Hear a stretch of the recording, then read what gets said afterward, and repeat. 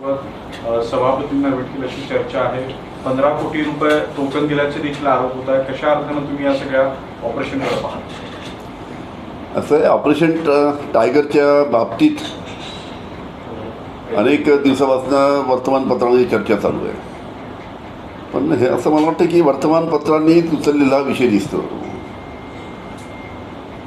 तिकडे शशिकांत शिंदे साहेबांचे, आपल्या शिंदे साहेबांचे जे त्या पक्षाचे जे शिवसेनेचे नेते आहेत ते कोणी त्यात बोलताना दिसत नाही. त्याच्यामुळे काय वस्तुस्थिती काय आहे, सत्य काय आहे? म्हणजे पश्चिम बंगालमध्ये 19-20 खासदार फुटून गेले म्हणून इकडे अशा प्रकारचं काही होईल का, अशा प्रकारची चर्चा आहे असं दिसतं. याच्यामध्ये किती सत्यता आहे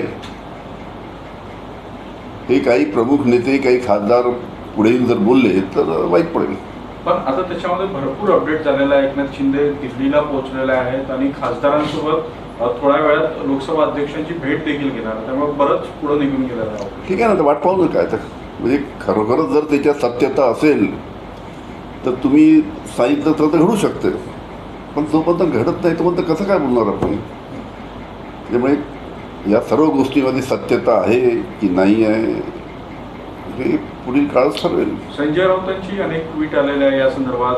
टोकन दिलेलं आहे, ते काही खासदारांशी बोललेले आहेत. काही खासदारांचं म्हणणं आहे की त्यांना त्यांच्या खोट्या सह्या देखील केल्या जाऊ शकतात. अरे मला संजय राऊत साहेबांचं बरं आहे, त्यांनी त्याशी स्वतः सांगितलं की 7-8 खासदार त्याशी जेव्हा उद्धवजी ठाकरे यांनी मिटिंग बोलावली होती तेव्हा होते. पण एक त्यांची गोष्ट मला खटकली की 15 कोटी रुपये दिले. तर अरे 15 कोटी तर नगरसेवक घेतो आजकाल.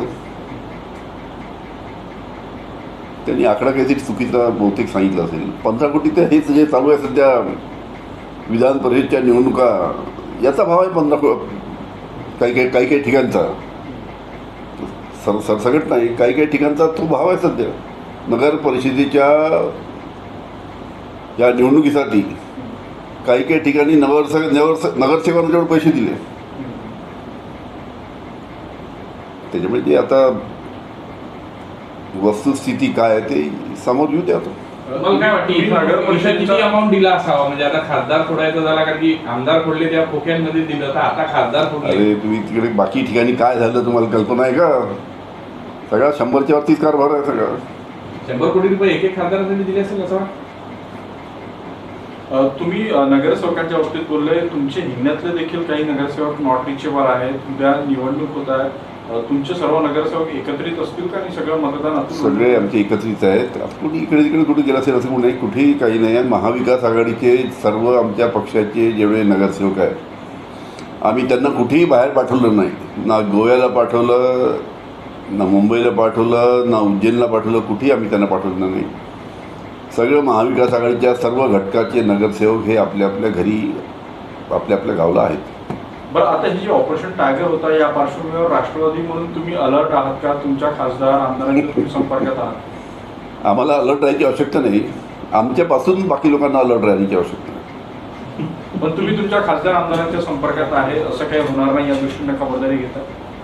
काही खबरदारी घ्यायची आवश्यकता नाही. दरवेळेस आम्हाला भेटत राहतात, साहेबांना भेटत राहतात, सुप्रिया त्यांना भेटत राहतात, आमचे जे अध्यक्ष आहेत त्यांना भेटत राहतात, माजी अध्यक्ष आहेत जयंत पाटील त्यांना भेटत राहतात, शशिकांतजींना भेटत राहतात. तुम्ही मुख्यमंत्र्यांना एक पत्र दिलेलं आहे तुमच्यावर, जो तुमच्यासाठी जी समिती नेमली होती चांदीवाल आयोग, त्याचा रिपोर्ट जो आहे तो पब्लिक करावा म्हणून. काय नेमकं पत्र आहे आणि काही बोलून सांगतात? असं आहे की आपल्याला कल्पना आहे की मी जेव्हा राज्याचा गृहमंत्री होतो तेव्हा माझ्यावर 100 कोटी रुपयाचा भ्रष्टाचार केल्याचा आरोप झाला होता. त्याच्यानंतर मी स्वतः मुख्यमंत्र्यांना विनंती करून सांगितलं, माझ्यावर जो आरोप झाला त्याची तुम्ही चौकशी करा.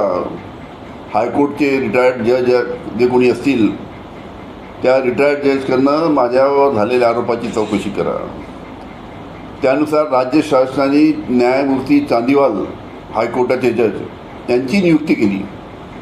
न्यायमूर्ती चांदीवाल यांनी 14 महिने या माझ्यावर झालेल्या आरोपाची चौकशी केली. 1400 पानाचा रिपोर्ट त्यांनी राज्य शासनाला 4 वर्षापूर्वी दिला. 4 वर्षापूर्वी माझी मागणी एवढीच आहे की जो रिपोर्ट माझ्या बाबतीत जी चौकशी झाली आहे त्याचा रिपोर्ट जो राज्य शासनाकडे 4 वर्षापासून पडलेला आहे तो लोकांसमोर आणावा, सार्वजनिक करावा, ही माझी मागणी आहे. पण अनेकदा मी शासनाला पत्र दिलेत, जवळजवळ मी आतापर्यंत 11 वेळा पत्र लिहिलेत की माझ्यावर झालेल्या आरोपाचा चौकशी रिपोर्ट जो आहे न्यायमूर्ती चांदीवालचा तो लवकरात लवकर जनतेसमोर आणावा, म्हणजे दूध का दूध पाणी का पाणी होईल त्याच्यामध्ये. पण राज्य शासनाने हा रिपोर्ट का दडून ठेवलेला आहे, का लपून ठेवलेला आहे, का लोकांसमोर हा माझ्यावर झालेल्या चौकशीचा आरोप जो होता त्याची चौकशीचा जो रिपोर्ट आहे तो का दडून ठेवलेला आहे हेच मला काही कळत नाही. कालच मी 11वं पत्र लिहिलं, 11वं रिमाइंडर. राज्य शासनाला विनंती आहे माझी, आता मी ते गव्हर्नर साहेबांना सुद्धा लिहिलं की राज्य शासन याच्या बाबतीत काही पावलं पुढची काही घेत नाही, त्याच्यामुळे तुम्ही त्यांना आदेश द्या राज्य शासनाला. आता गव्हर्नर साहेब काय आदेश देतात राज्य शासनाला पाहू. आता साहेब एक शेवटचा प्रश्न आहे की जी माहिती मिळते त्यानुसार म्हणजे शिवसेनेकडून 6 खासदारांच्या सहीचं पत्र हे कालच ओम बिर्ला यांना देण्यात आलेलं आहे. बीप जारी करेल या भीतीने कालच पत्र दिलेलं, त्यामुळे ऑपरेशन टायगर यशस्वी झाल्याची माहिती सुद्धा येऊ द्या, माहिती पुढे येऊ द्या. जोपर्यंत याच्या बाबतीत सत्यता पुढे येत नाही त्याच्याबद्दल कशाला आपण काही बोलत बसायचं. थँक्यू.